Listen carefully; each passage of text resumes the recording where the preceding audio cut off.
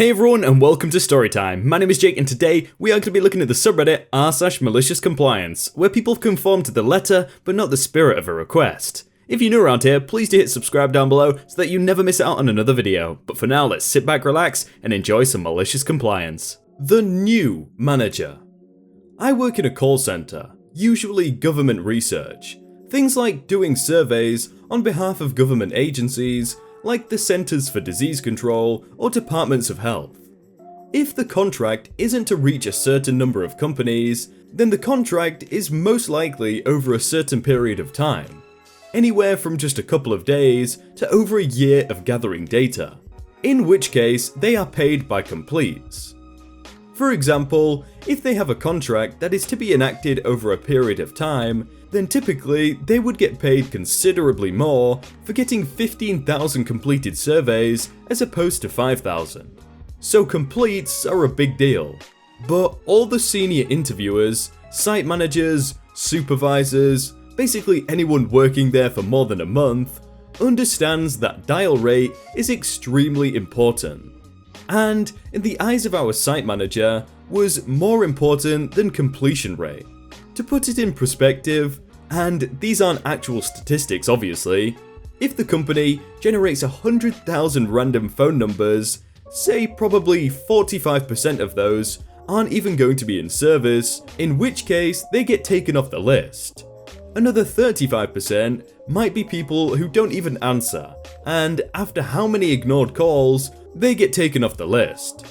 5% might be a business or non-residential, and in most, but not all cases, they get taken off the list. This would leave 15% of people who answer the phone, and that's probably generous. In which case, most of these people are going to either decline, turn irate, or not even qualify for the study, in which case are going to get taken off the list. This is quite obvious to anyone who's been working there for longer than a month, or has actually had it explained to them. So this is tens of thousands of dead numbers that we have to sift through. It doesn't take much thought to realize people with a high dial rate will sift through these numbers faster, leaving good numbers for many people who are more likely to get completes. My manager, the site manager, going into his 80s, started having health issues and probably should have retired long ago, had to retire because of an injury. He couldn't train a new site manager, so they opted to train a new guy straight out of college. I know, how typical. At the main site. Basically, on the opposite end of the country. When he actually comes around, he comes in professionally, trying to leave a good impression and show respect. Then, he settled in, and started reading into everyone's work and seeing production, and says that he sees some critical issues he needs to address. That there is going to be some changes, and he will be transparent with everyone. I wasn't really concerned because I was placed into a study for my high dial rate. A study being done by the company I work for, I was one of the 4 people across all sites that were placed in this study. I assume they didn't want to invest too many interviewers into a study they didn't directly profit from. For the next year, they wanted to generate sample in different ways, trying to find a way to get the most efficiency out of the sample they generate. I don't really know the details of what they were charging, but I do know that I was being paid double for the same work.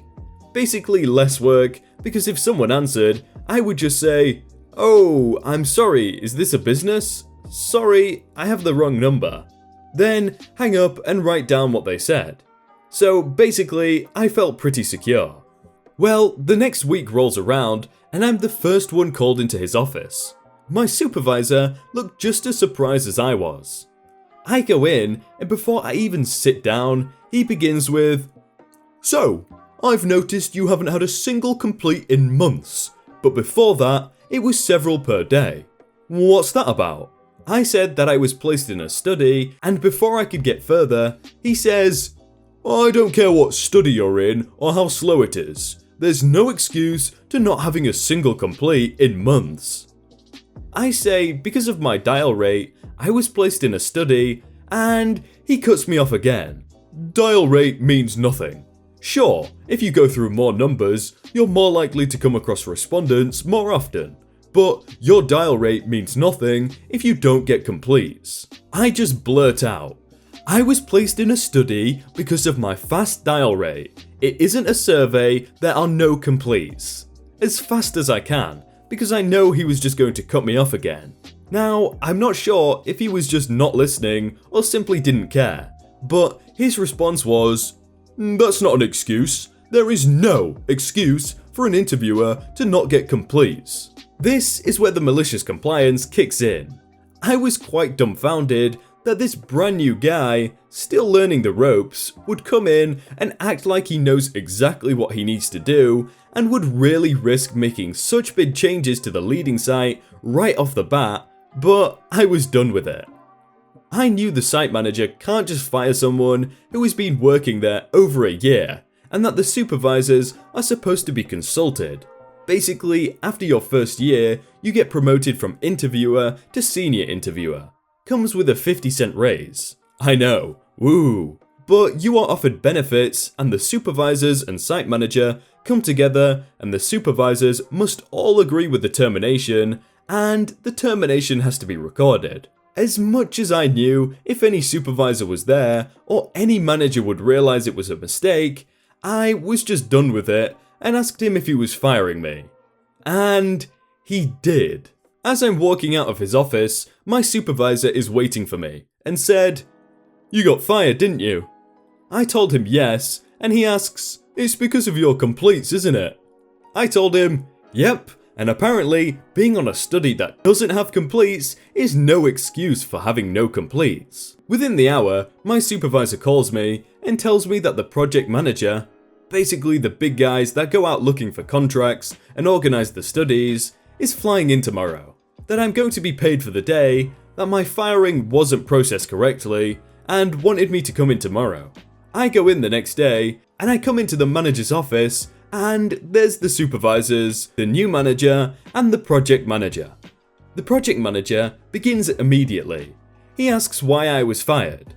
The manager says, "It came to my attention that he hasn't got a single complete for 4 months, and that I believe they were inadequate results." The project manager then says, "So, you've fired the man with the highest dial rate out of all the interviewers of every site, a man that I handpicked myself to take part in an important study on behalf of the company, without consulting a single supervisor because of results that you believe are inadequate?" I don't know how much of this was just him trying to put me feel better, making the manager feel like the idiot he was honest, or a combination of them, but it made me feel a bit more appreciated. The manager was apologizing, saying he didn't know and that he was genuinely trying to do what he thought was best.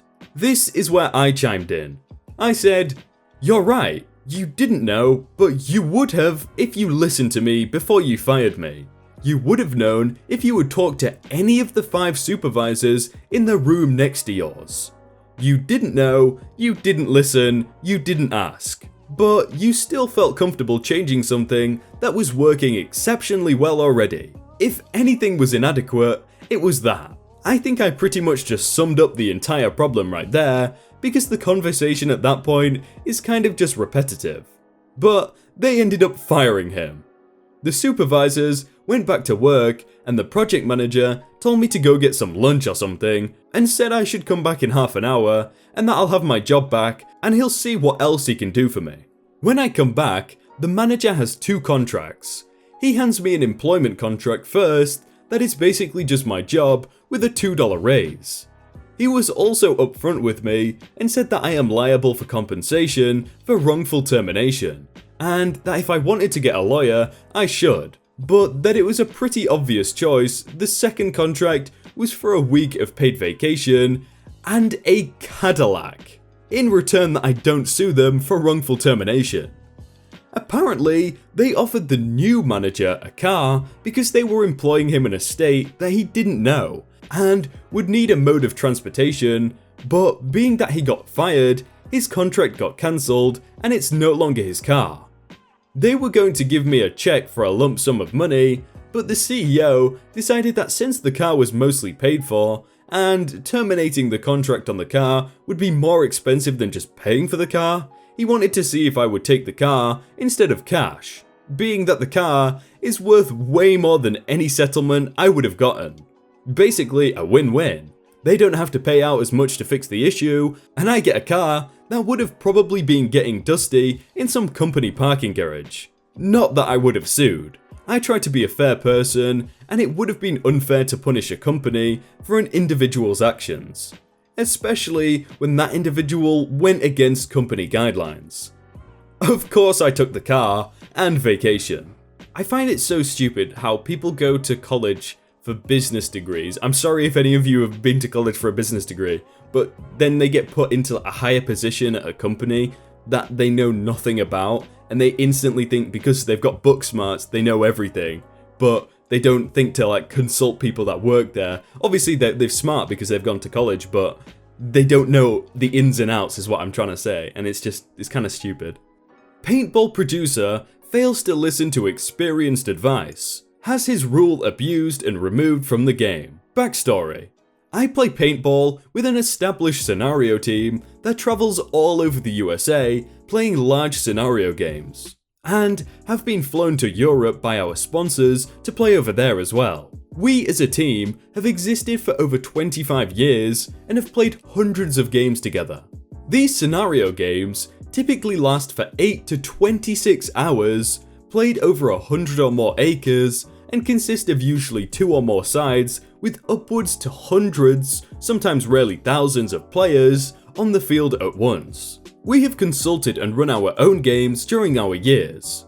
Needless to say, we have a lot of experience, and when we are invited to games, we will typically make some suggestions to the field if they have a rule that is easily abused and can break the game they are running.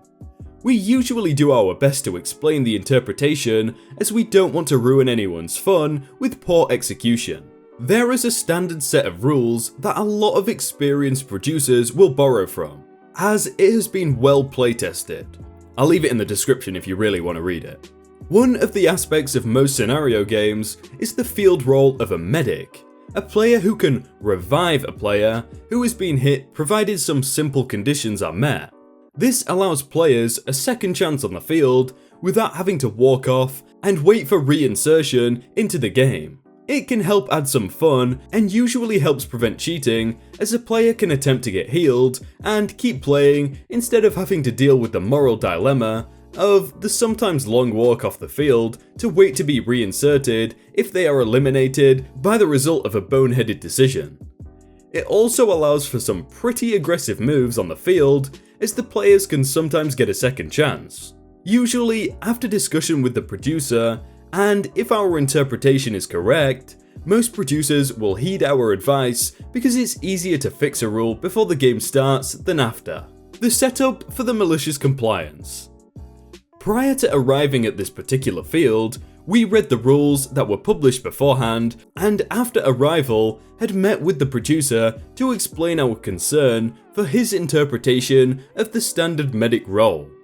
Usually, the medics have to wipe off the old hit, as to not confuse other players with what is recent and an eliminating hit, and to prevent the player, if shady, from claiming it's an old hit and continuing playing. Usually, medics have a limited number of times they can revive a player and a brief window of time to which they can heal. Medics also usually are not allowed to heal players who have been hit in the head, as to also provide a taste of realism to the event. Players waiting for a medic are not allowed to wander around and have to wait out their time limit at where they were hit. This particular producer had decided to skip tradition and developed his own rule. Simply put, the medic just has to touch the player in question to consider them healed. No other conditions or procedure. We attempted to discuss the reasons why this was a bad idea, but was informed that the producer was an experienced producer and it cannot be abused. Anything else is overkill. That we were unfounded in our concerns. We decided we weren't going to get any further with him and left to prepare for the game. The malicious compliance. During the early part of the game, we were making a push up a well-defended hill. One of our players had advanced too far to get a prop, a piece of equipment unique to the story of the game, a MacGuffin, and gotten himself hit while making a grab for it. We needed the prop to complete a different task on the field later. We were outnumbered and in a poor location, but we had a medic player with us who was enjoying our shenanigans. We yelled to the hit player to hold up his location and for him to yell for the medic, so the other players would know he wasn't just laying there. We called a referee over to explain our plan and ask for rules clarification for our interpretation. He confirmed and validated our plan was within the rules. We implemented it. What we did was to form a very tight circle of players standing shoulder to shoulder around the medic so that no shots could make it past our wall of players.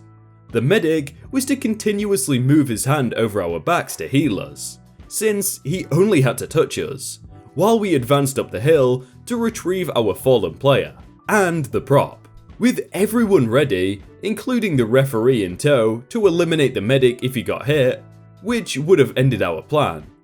We made our march up the hill, enclosed the hit player in our wall so the medic could touch him, and then proceeded to back down our original gathering point. Those of us in the front took a lot of paint hits and pain, but we knew that going into it. The medic was not hit as confirmed by the ref. Our plan succeeded. This resulted in much yelling and complaining by the opposing force. The referee calling over a few refs nearby to defuse the situation, while also explaining that what we did was well within the rules and with the referee's blessing. The fallout. Most of us being low on supplies decided to head off the field, leaving another player to move the prop to where it needed to go and continue the game. By the time we got back to our tent off field, the head ref was waiting for us as he had received complaints from other players and for us to explain what had happened.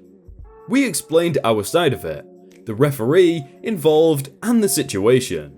The head ref confirmed with the field ref and by the end of it was cracking up.